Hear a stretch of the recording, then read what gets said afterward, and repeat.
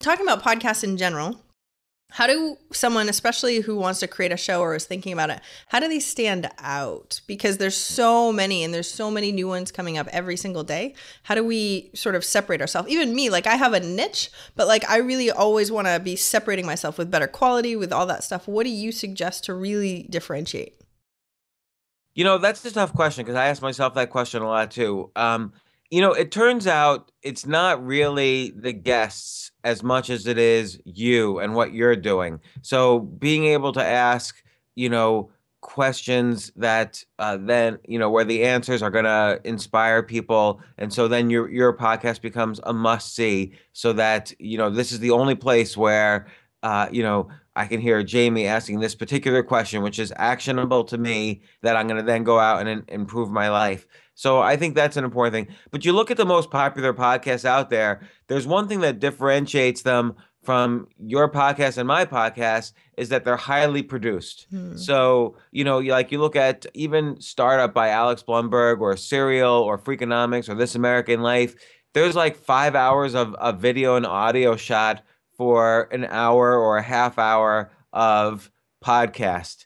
And it's heavily edited and there's a story being told. So that those really stand out, more than any other podcast. Like those are amazing. So then you would say then the interview podcasts like ours are kind of the next step down.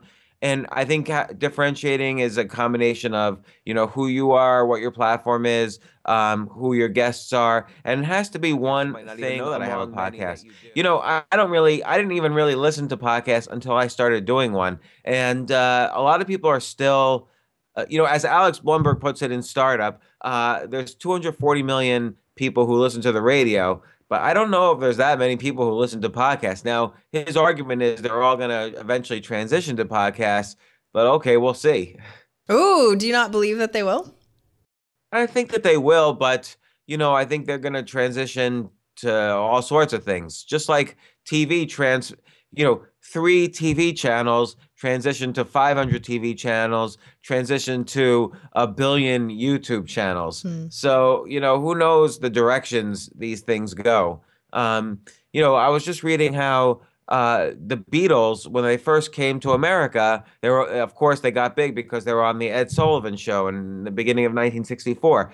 73 million people watched that TV show.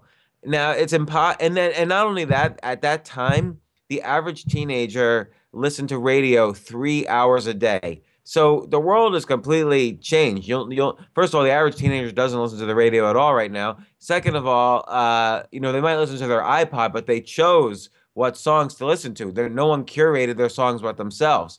And then certainly to have a TV show that's going to break your act to 73 million people, that doesn't exist anymore. I mean, last week, it was a Thanksgiving weekend, so Sunday night football or Thanksgiving football was the top show with 10 million, and then the next show after that was about 7 million, and then by the bottom of the top 10 is like 1 million or 2 million. So, everything's much more diffuse now. So it's hard to really, it's what Chris Anderson calls the long tail. We're all in the long tail now. I don't think there's any short tail anymore.